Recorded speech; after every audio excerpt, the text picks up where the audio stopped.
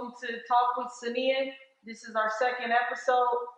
We're going to start with Mr. Bridges, and we're going to talk about how I brought him on the show to talk about how being a father and being active in a child's life, how important it is versus not being in their life. So, welcome, Dewan, to the show. Thank you. Hello, how you doing today? I'm great. Amen. Thanks for coming. So, I want to ask you a little bit about your childhood. Growing up, was your father actively in your life and in the home? No, he wasn't. He was in incarceration.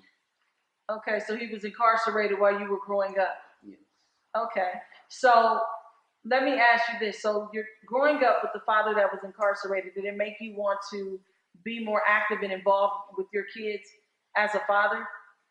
Yeah, it made me want to be there and to show them something I didn't have.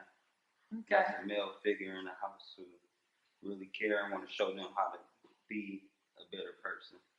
I like that, because we have so many men out here where, they have kids and they're not really active, involved in their kids' lives. And, I believe the only person that really suffers in the long run is the kid. Did you feel like that you suffered with not having that male role model or that figure around while you were growing up?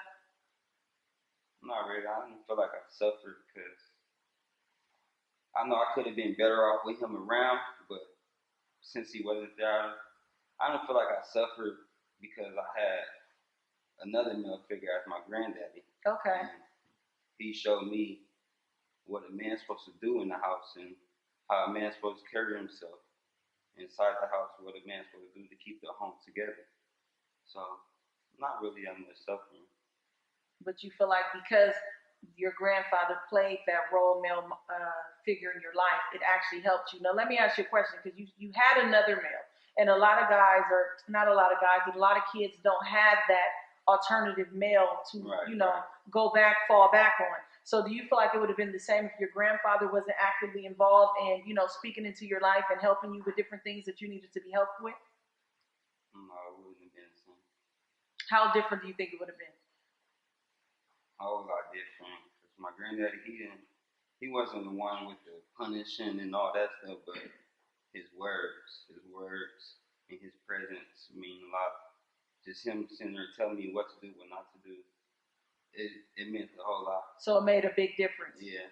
So how active are you with your own kids now? Hands-on, everything. Try to be there. No matter where they're at. If they down the hill, I try to be there for them. If they up the hill, I try to be there. No matter where I'm at, I just try to be there for my kids and let them know I'm there. Can I ask you a question? Because I see a lot of times when young men or young boys grow up with not a father in the household, they tend to repeat that same cycle of not being an active father in their own kids' lives. What do you think that stems from? When they know how it feels, like, okay, for instance, your dad wasn't there, but you made the conscious decision to make sure that you were there, even though your father wasn't there. But I see so many men that they didn't have that father, and they experienced the hurt, they experienced the rejection and the abandonment feeling, but they still do the same thing now that they're father and don't really are active or is not active in their own kids' lives. So what would you say? Like, what do you think that is that, Sometimes it's both parties, male and female. Okay. Sometimes it be conflict with the mother and the father, so they don't get along, and that brings problems with the kids. They throw their problems in the mix of taking care of their kids, and next thing you know, one parent is absent. Okay, so what you're saying is where there's a two-parent household, where there's two separate households, right, and the mom's here and the dad's here, and if they don't co-parent properly, right, then it brings turmoil within the whole dynamic, the family system, right, where the father may not be able to see his kids. Yes, they use the kids as pawns sometimes, not all the time, but sometimes, and kids never know what's going on, what they're being used to do, what to say, and all this stuff. But it's a mind game, and the kids' minds get free. No, I agree, because at the end of the day, the kids have nothing to do with what's going on. Right. What's going on. but they're the ones that always suffer. And when I see men like you, because how many kids do you have? I have 11, 10 biological and one. A stepson? Yes. I respect they you. They all mine, all 11. And see, I love that too, because I see sometimes where there's a stepmom and a stepdad, and they'll say, "Oh, I have 4, and the other 3 are his." But they don't say, "I have 8 kids," or "I have 7 kids," or total them all together and say like they're their own. They separate the two. And I feel like when you're in the child's life, it shouldn't be a step. Either you're their parent or you're not.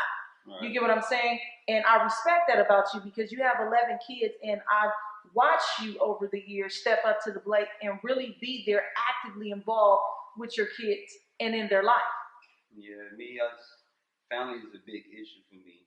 I know my family sometimes don't seem that tight, but we all love each other. I just want to show that my kids how much I love them, how much I love my family, right. How much we need each other. I agree. Without each other, we're nothing. We break one off, and there goes a strong part of your family. You know, you can look at that person, what they potential, what they can become, but what they can offer you at that moment. Right. And it mess up your mind as well. I agree. So I got loved ones who I miss dearly. That's not here, but they life was taken for granted. Right. And they were able to have those type of experiences. Right. They wasn't able to here to see me experience the love I have for my kids, me with my kids, and all type of other stuff. Our family is so precious, and what family means to the little ones, to the new generation and the old generation. So you value your family majorly. And that's a good thing, because a lot of times people don't. They think, people will be here tomorrow, a month from now, and a year. And the reality is we really don't know. But let me jump in another question, because I like how you said, you have 11, even though one is not biologically yours. Now, from a man's perspective, because I'll hear people say, either male or female, they won't date someone that has kids, but yet they have kids. And I don't understand that statement. So do you feel like, even though he's not yours biologically, he's still your son? Yes, and I try to treat him no different. I treat the other ones. If I punish them, I'm going to punish them as well. I just try to make no difference and let him see that you the same as just as them. Ain't nothing more special. You're not special, more special than them, or you're not unequal to them. Everything's the same around the whole field. And I like that. We need more men like you that's willing to step up to the plate, be active, be involved, and be a loving father, because we don't see it often. And you're doing the work. You're being a man and a father and a husband, and I commend you for that. Yeah, thank you. Most men ain't mentally strong. That's what it is. It's a mental battle. They fall short to themselves. They let themselves down before they can even praise themselves or even help somebody else. They let themselves down. Do you think it's a lack of confidence? Yeah, and a lack of understanding. I think a lot of people, the knowledge is there, but they lack understanding, and yeah. I wholeheartedly believe that. But thanks for coming on and joining my show, Talk with Saniyyah. Could you give any advice to any fathers out there that they have kids but they're not active in their kids' life? Like, what would you tell them? Number one advice I give to every man on this earth is love your kids, love your family, precious. Make sure that you give them a hug and let them know that you love them with all your heart every moment, because you never know. Kids dying every day, and it could be yours, it could be mine. So just love them all the same. Even if they're not yours, take care of them, because life is precious. We got to make sure we protect our lives, our young ones, our generations to come. And it's up to us as men to make sure that the women is straight for life can continue. So do your part. I love it. Do your part. Nice having you on the show. Thank you. Have you anytime. You have a great day, Mr. Bridges. Our next guest we have here is Mrs. Bridges, wife of Mr. Bridges, and we're going to talk today about, being a stepmom, because you guys have 11 kids altogether. Yes. you have one kid that's not biologically his, and then he has 3 children that are not biologically yours. Right. How does bringing a blended family together work in the benefit of the kids? Um, it's actually hard for me because someone, we deal with the other parent that doesn't really care for neither one of us, but doesn't really care for me at all. So she turns the kids against me, like tells the kids to disrespect me, and I still try to love them in spite of, but it's hard. It's real hard. So you think it's definitely hard blending the family? Yes, when you have somebody that's not really rooting for you or trying to help you raise it like together, like So when there's no both co-parenting. sides are, yeah. So, I see a lot of that going on, and it's unfortunate that people can't come together and co-parent and think about the kids and put the kids before themselves, Right. wanting to have a productive and a successful life for their children. So you said, the kids are turned against you, but as an adult and as a mother, do you still recognize that it's not their fault and they are kids? Being honest, sometimes, but sometimes no. Sometimes no. Sometimes no. Sometimes I'll be like, You said sometimes, you're being honest that you feel a certain type of way about yes. the kids. And see, my perspective is it's not the kid's fault. Me being a step parent, or not a step parent, I'm not a step parent. Me being raised as a stepchild, you know, in this separate home, my mom over here, my stepmom, and my dad over here, you do feel conflicted as a kid where you want to be loyal to your mom, but at the same time, you want to get along with your stepmom. And so I can see Right. easily how a kid can be, conflicted on, do I be loyal to my mom? Do I be nice to my stepmom? And ultimately, even though we say, they're a kid and they know what they're doing because they make their decisions, but in reality, it's not their fault. I don't think that sometimes people understand until they're really in that situation to understand it from a kid's perspective that they don't want to hurt anyone. And in reality, they're trying to please everybody and it just makes a bigger mess. You look at it from the kid's perspective, but you also have to look at it from the stepmom's perspective too. Like it hurts. It hurts feelings when like we just recently had a situation where we seen the kids and they didn't speak at all. Like matter of fact, they actually told it was some kids that was asking them how did they know us, and he was like, I don't know them. And I was like, oh, don't even expect me to be nice when he comes back. Don't even expect me to want to be bothered with him because I'm gonna stay in my room like. And me and my husband have to talk about that where he'd be like, oh, we gonna talk about it when he get there. We gonna when he come, and it's like, and I really don't want to talk to him like because he knows better, but I know he doesn't. No, I think he does. I know he knows better, but I know it's because of his mom. But in that moment, it's like, no.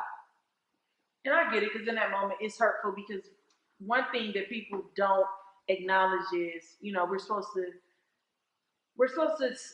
when it's a kid, we're supposed to excuse the behavior because it's a kid. But what we don't talk about enough is as adults we have feelings too. And even though we're an adult, does not mean that when a kid does something that our feelings does not get hurt. And I get it because my kids hurt my feelings often, but I tell them they do so they can correct it. So I understand what you're saying, but I also see it from a different perspective, coming from a different vantage point in terms of I understand that they didn't speak, and they are kids, but at what point do the adults step up and they become an example for the kids? Because if you just say, I don't want to talk to those kids at all because my feelings are pretty much hurt, because that's what it boils down to. Because I could tell you were kind of tearing up when you were saying it, that your feelings were hurt, but wouldn't that just be playing into the game and just being or doing exactly what they're doing?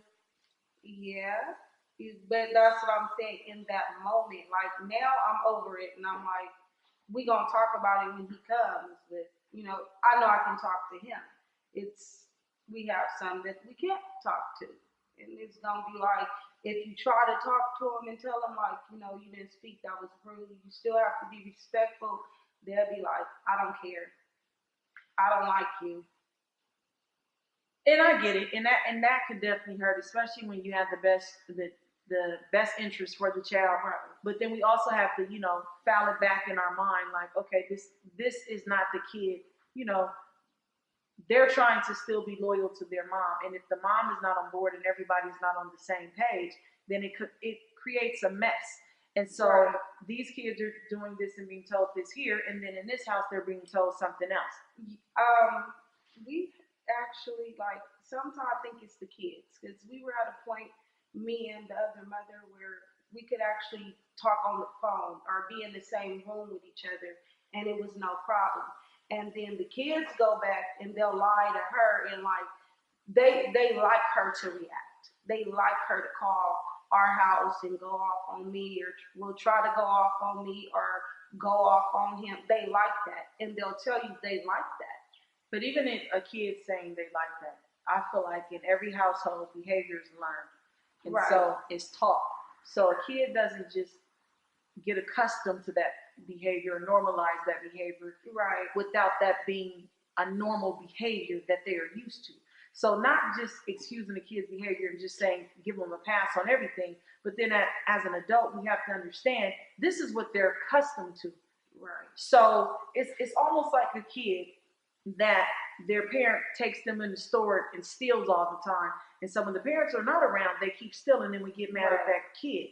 But why are we getting mad at the kid when this is the behavior that's being taught in the home? Right.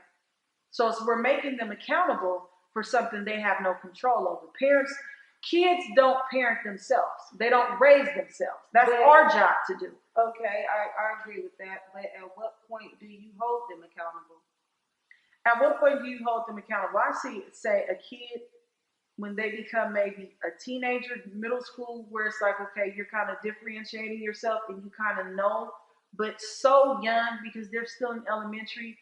You have to understand, well, I'm not going to even say middle school, it just depends on that child, because I've seen or observed kids that are in high school and still crave for their parents. I've seen adults still crave for their parents' love and will do any and everything, if that's lie, steal, do whatever the mom wants them to do, the dad wants them to do, whether it's vindictive, whatever, to be in good graces with that parent. So, it's kind of a lose-lose situation. They're damned if they do, they're damned if they don't.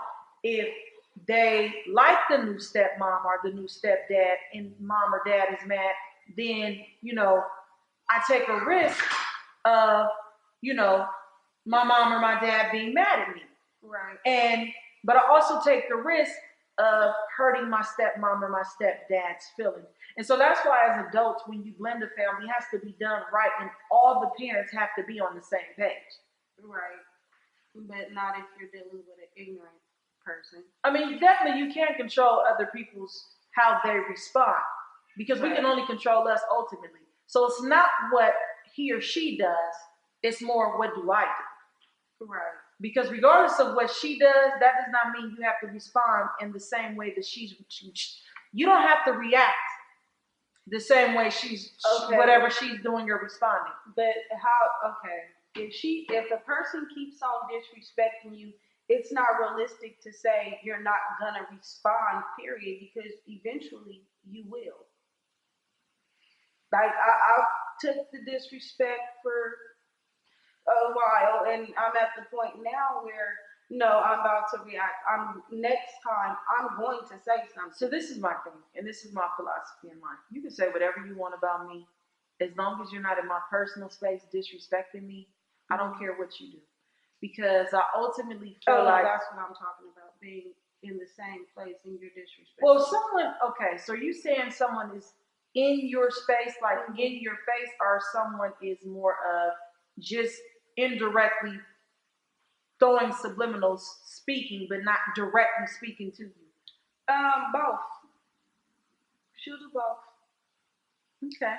So in that situation, you would have to address the situation, but then I'm conflicted with that too, because if I know a person is ignorant, and I know I don't carry myself that way, why would I even stoop to that person's level? And I'm not going to lie, sometimes people do make you want to go to that level with them. But if I already know this is what you do, Why am I going to allow you to get a reaction out of But it? after a while, you'll get that reaction. But as an adult too, you know, it comes to a point, I don't have to be in the same setting as you. I don't have to be in the same space as you.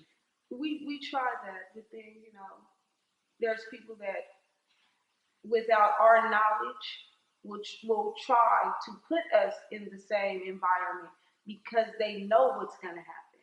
But you know what? Those type of people, and I'm assuming you're talking about maybe family members. Yes. But those, when you are in situations like that, when you see this is a continuous pattern of this person doing these types of things, then I would just completely eliminate that person out of my life. Because if you keep trying to put me in a situation where it's going to be toxic, where it's going to be a problem, where something's going to happen, where it's not going to be a great outcome, that's not a person that I want around me or want in my life, period. And that's where me and my husband would have to sit down, and you guys have to have that conversation and discuss that. Because if someone is not rooting for you, then they're rooting against you, and ultimately they don't need to be a part of your family system.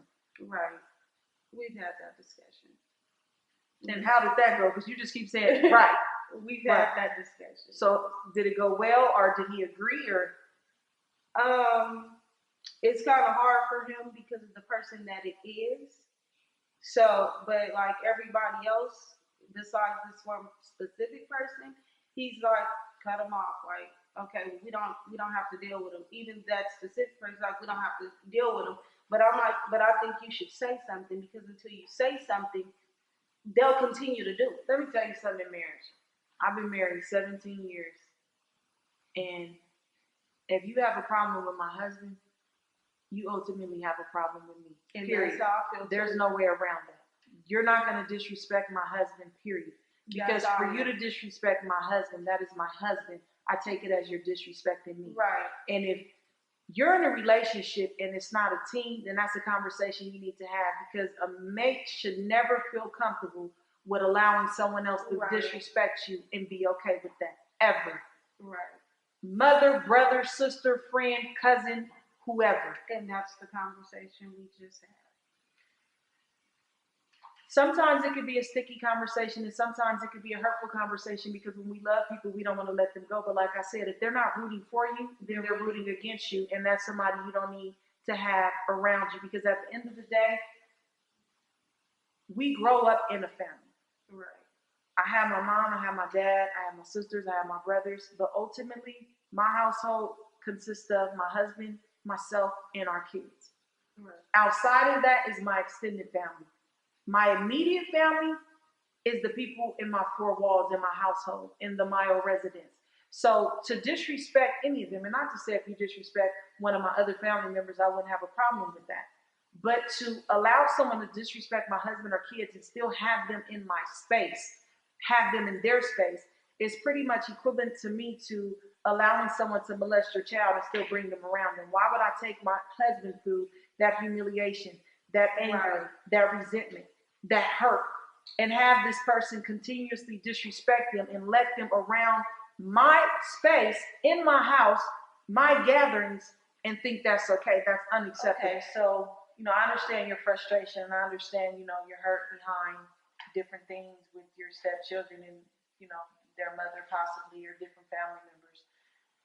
What do you think you could do different to have a more successful or effective relationship with the kids, where there's no conflict between you and that mother? I think it'll always be conflict. I married the man she wanted a life with. She can't handle it. So it'll always be conflict. You don't think over time that she will eventually get past that? It's been 5 going on 6 years, and she still hasn't. Okay. So, but whatever she chooses or chooses not to do, what I'm saying for you, how do you have a more effective relationship with your stepkids? Actually, when they do come around, I play with them and everything. I love them. I can't deny that. I do love them. I do love them. It's just a sticky situation. Yeah, and sometimes it's like, okay. And then sometimes we have those moments when They just want to be bad. And they want to drive me crazy. They want to call me out of my name. They want to be disrespectful. Isn't that a part that goes in love with like blending a family sometimes, that you're gonna have those challenges? Even with, to be honest, with having your own kids, there's times where your kids are gonna get on your last nerves, your biological kids, Oh, they do. and say things that you don't necessarily like. So isn't that just comes with the territory of being a parent, period? No, not the extent that they'll go. No, because I couldn't fathom my kids calling me bees or not telling me they want somebody to beat my ace. None of that. Well, ultimately, if the kid is saying that, that's something that they're hearing. Right. So I go back to, it's really not their fault. You know, we can't teach kids behaviors and then expect them to act a different way when in reality that's all they know. With this certain kid, I can agree with that. But with the two older ones, I've been in their life since they were babies. Like, I've been there. Like, the oldest one, he won't disrespect me at all. When they disrespect me, he has a problem with it and he's gonna voice it. The middle child, he hasn't disrespected me in years, since he was like 3, and I was just starting to come back. And the youngest one, well, she's always been disrespectful. Okay. So what solutions do you think you would give someone? I want you to turn to the camera.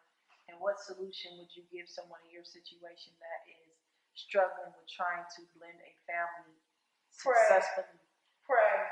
And that's what I tell her to do. Every time they start being disrespectful, I tell them to go pray. When they come back, whole different kid. I tell them to pray. Okay, nice solution. I like it. Thanks for allowing me to have you on this show. You were a pleasure. You gave an outlook to things that happen every day in our society with people trying to blend families and the frustration of the mom or the dad and not being able to blend it successfully. So like I said again, thank you for coming on the show. Hopefully you'll come back later on in life. And you're trying to write a book about blended families. I'm writing a book on it. Yes. And Stay tuned for that. I'm looking forward to reading it. So we're back with Talks with Saniyyah. I have Mrs. Turner, the Sales Twins. How are you guys doing today? Good. Good. You guys are a trio. Are you a singing group? You said good in unison. No, you're not a singing group. So I want to just jump in, and talk about some different things about life. I want to go down the line and, say your name and how old you are. Well, I'm Lashanae, I'm 19 years old. I'm Lachey, I'm 19. I'm Marisha, I'm 19. Okay. So we have someone that is pregnant, someone that just had a baby. How old is your baby? 2 months going on 3. And then someone that is not pregnant or not at all and is not looking forward to having kids. So you guys are all different in 3 different transitions of life. So how is it being a mom? I love being a mom. I like everything. I wouldn't change nothing. So you wouldn't go back and change anything about being a mom? No. Okay. What about you? Right now, I'm going to school and I have a job. I'm learning to be. Oh. Okay, let me jump back in because you're going to say the same line.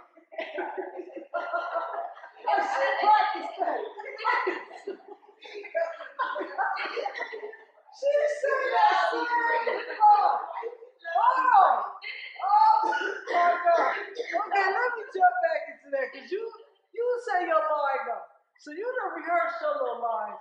Okay. Yeah, I don't say that. No, I want you to say that, but I can tell you really rehearsed that one. Okay. So what about you, Shay? For me, I'm going to school. I have a job. And I'm working on being more independent. Okay. What about you, Miss Turner? Currently pregnant. You said what? I said currently pregnant, but working on some stuff. Okay. So do you guys want to tell me about your goals? For me, I want to be a cosmetologist and I want to own my own hair salon. That's what I want to do. Okay. Me, I'm majoring in childcare right now, so I want to open up my own childcare and childcare business. Okay. Is that what twins do? You guys correct each other? Yeah.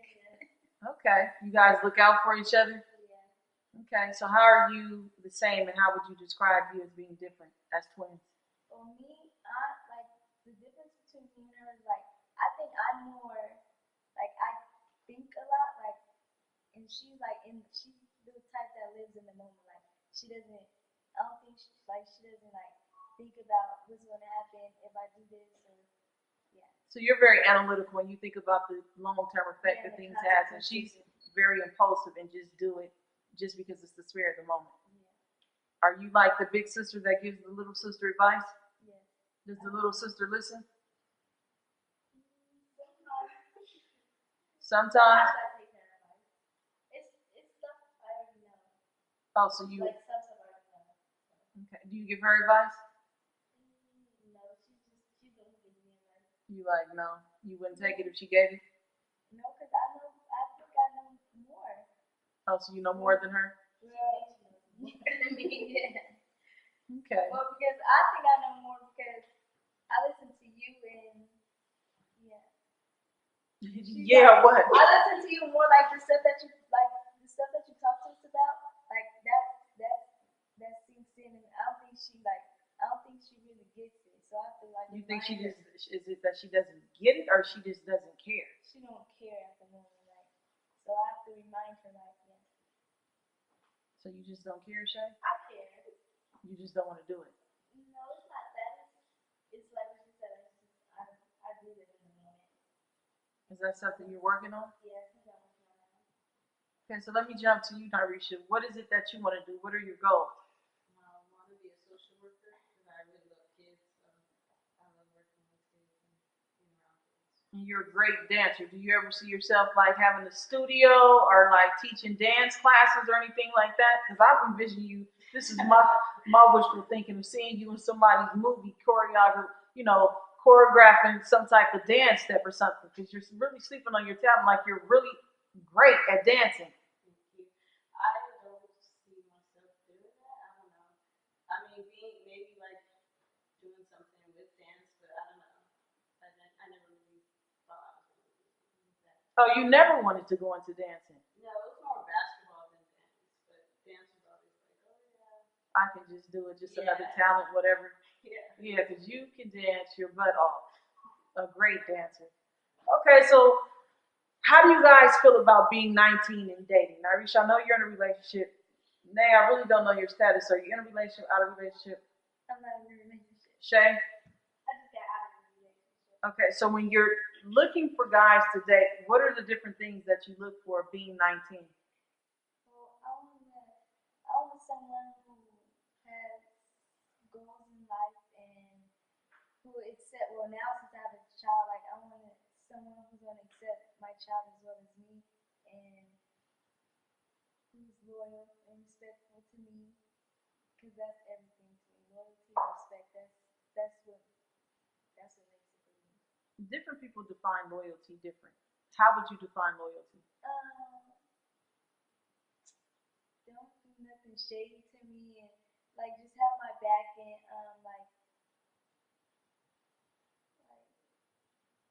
yeah, I can't think of something like. So just being honest Yeah. and having you no matter what? Yeah.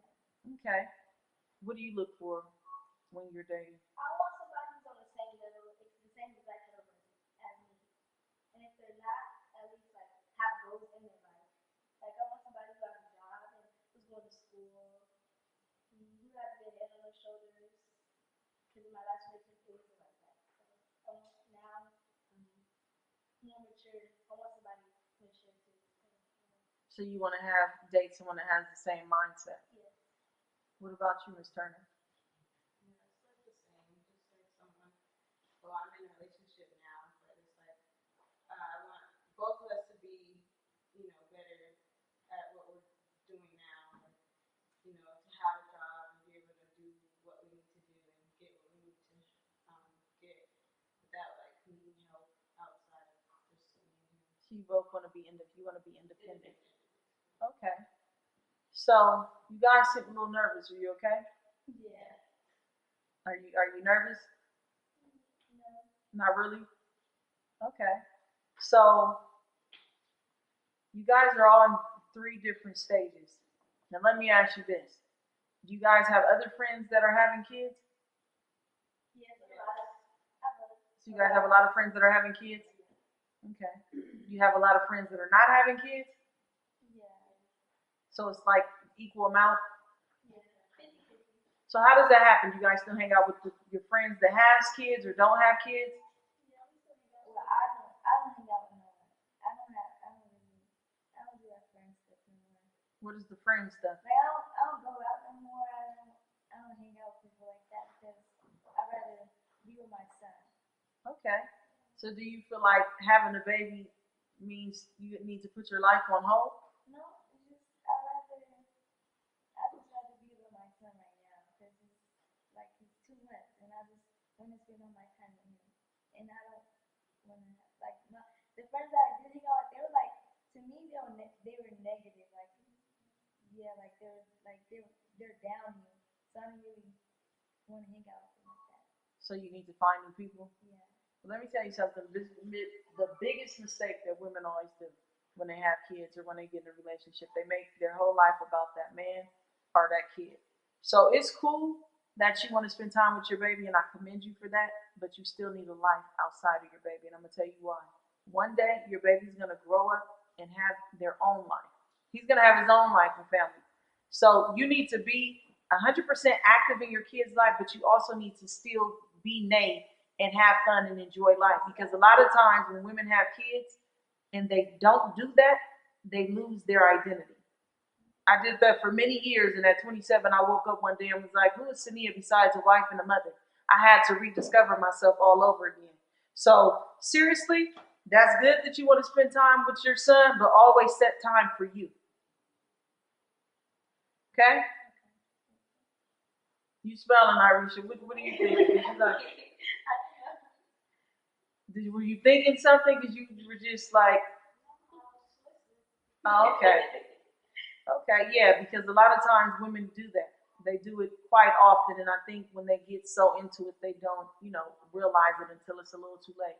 So, what do you guys think about, loving yourself? I see a lot of different things with, social media and stuff being on TV, and a lot of girls wanting to be, people on TV, reality stars, celebrities. How do you guys feel about that? Well, I think you should like self love. Like if you don't love yourself, you're gonna let someone walk all over you, and that's not good. Like well to me, yeah. No, I agree with you. But do you see like a lot of your friends and a lot of your peers, they strive to be like people that they see on TV or on social media? Yeah, a lot of people do that. Is I that just feel like you should be yourself. You shouldn't like try to follow everyone else because a lot of people these nowadays want to follow everyone else and be like someone else, but it should be different. I think, but be yourself. Stop trying to be like everyone else. you guys were just in high school, you a year ago, you 2 years ago. How was that being in high school? Did people have their own individuality? Were they themselves, or were people mostly always trying to fit in and be someone else when you were in high school? In my high school, it was always follow the leader. Well, who was the leader? Like I don't know, like the rappers at our school, like because we didn't San Bernardino, like the San Bernardino rappers go to our school, so everybody wanted to be like the rappers that went to our school and follow them and be like them and stuff. What about you, Miss Turner?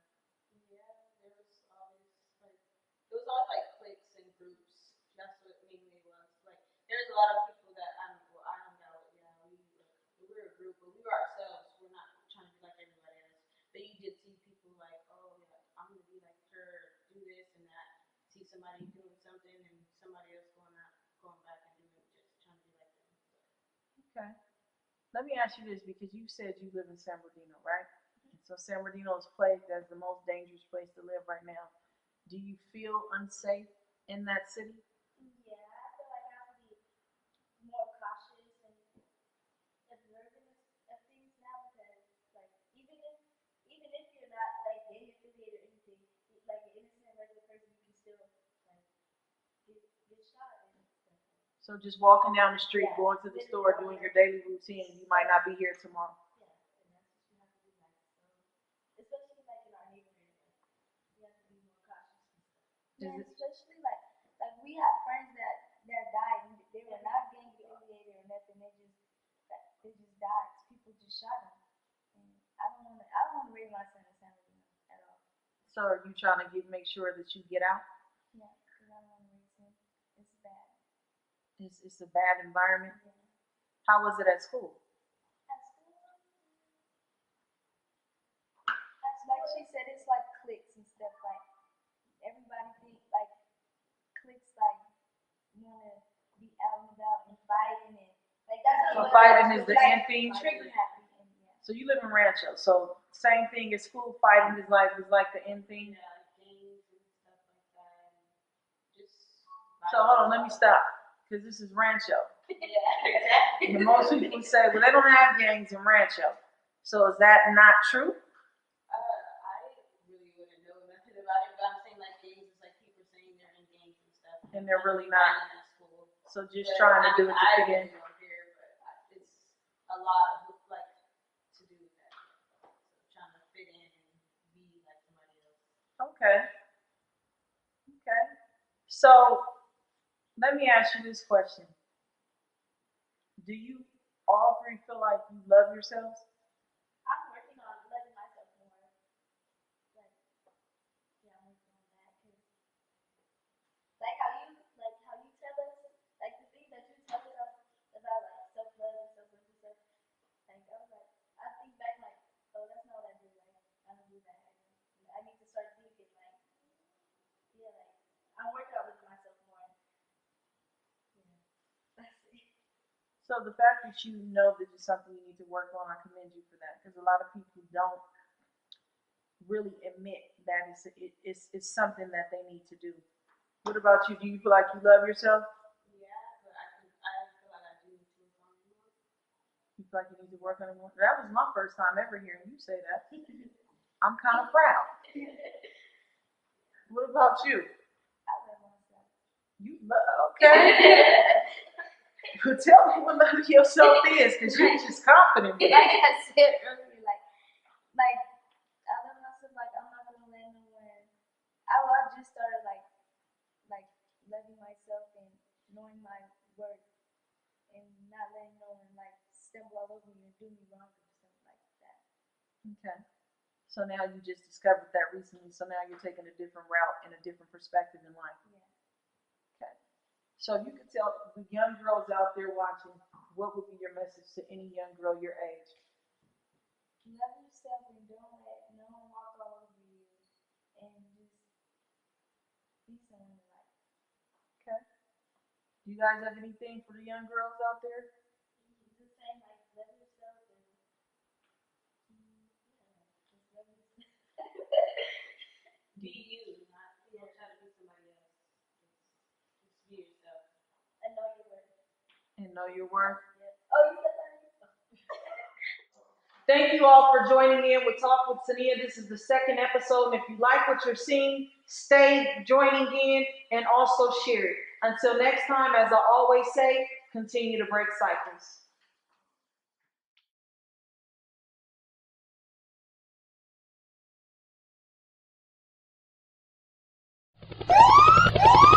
Come on, Faith.